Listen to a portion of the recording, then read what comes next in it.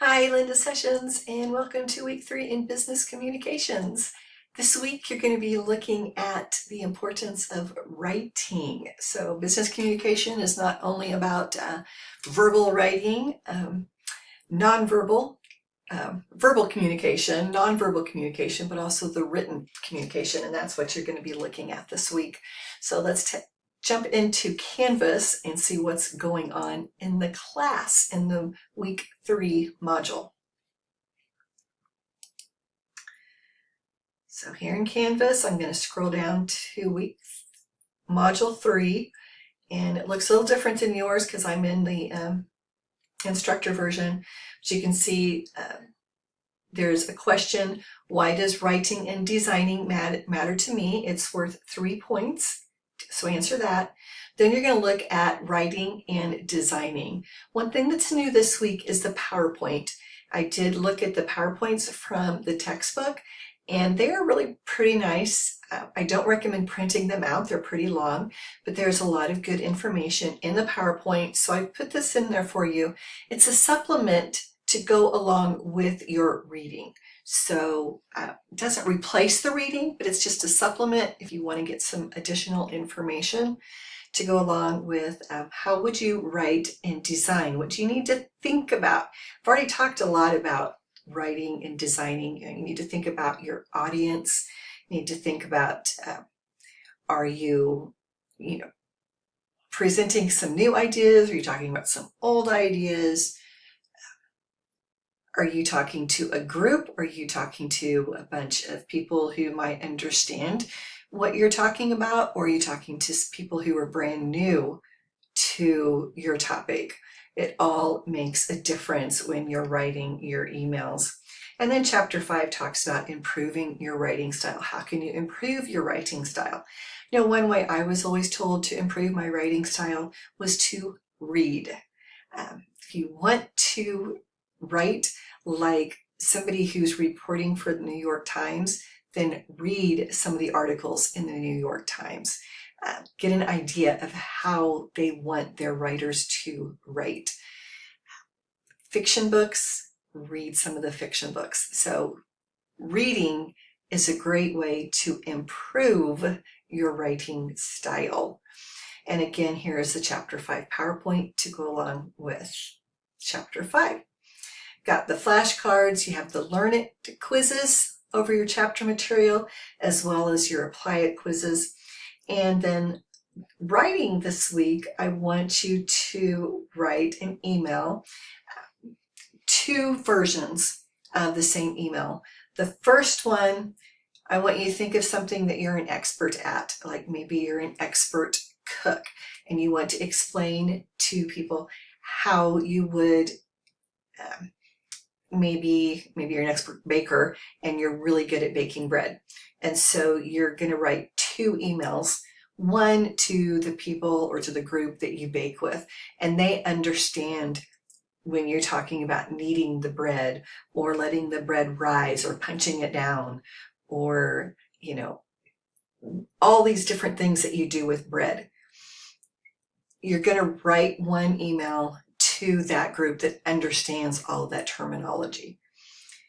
Then you're going to write a second email, and that email is going to go out to people who have no clue what kneading is. They have no clue when you say punch it down what you're talking about. Or maybe you're a welder and you're going to send one email out to the people that you weld with. The other one is going to go out to people who have no idea what welding is. Whatever you're an expert at, you're going to be doing 2 emails. One using jargon from your expert field. The other one is going to be going to laymen or people who have no idea what you're talking about. So, but they both need to convey the same information, but you're going to 2 different audiences. So that's what the writing assignment is this week. The other thing this week is how to spot AI photos. So here in the class, you've got a document. There's a PDF. how to spot AI images. Now, artificial intelligence is not really photography, but it is increasingly photorealistic. There are pictures all the time on the internet that look real, even videos on the internet that look real. I mean, here, not too long ago, there was a video that even made the evening news about a bunch of rabbits that got onto somebody's trampoline and they were jumping, right? And it had all these views. Excuse me. And it went viral. Then it came out that it was fake. It was AI. How do you know? How do you tell the difference?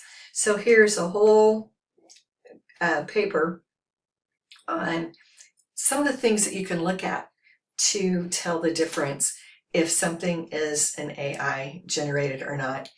So one way is the hands. For some reason, AI has trouble getting hands correct. They add fingers or they take fingers away. It just, they make them all the same length. They do the same thing with necks. And for some reason, it says here that one of the reasons because they're more complex than other body parts. I don't know, it has problems with it. And the same thing with shoelaces. For the eyes and the shoelaces, for some reason it gets all that wrong. Teeth, it gets teeth wrong. So look at those details. For some reason it has problems getting those things wrong. That's one way you can tell if it's AI generated or not. Look for distortions in buildings, distortions in the skin, in the text. That's one way you can tell somebody if it's an AI generated photo or not. Fake action, that is one way you can really take and see if it's AI or not. Is it like, there's no way that could really happen type of thing? Is that going through your mind? There's a good chance that's an AI generator. I mean, if you're questioning it in your mind, yeah, you might need to question it. I've seen a lot of videos here lately of tsunamis, and you see these waves coming in and just inundating these cars, and you're thinking, oh my gosh, it looks so real. And then you realize that there's people on there and it's taking all these people out, but nobody's running. I mean, I think if the waves were coming, people would be running, don't you? But the people aren't running. Well, they've just taken a picture and then they've superimposed waves on it. But it looks real. The waves look real. So just pay attention to that stuff. Dramatic lighting, that's another way. So read through this article, just gives you some tips on how to spot some AI photos. Then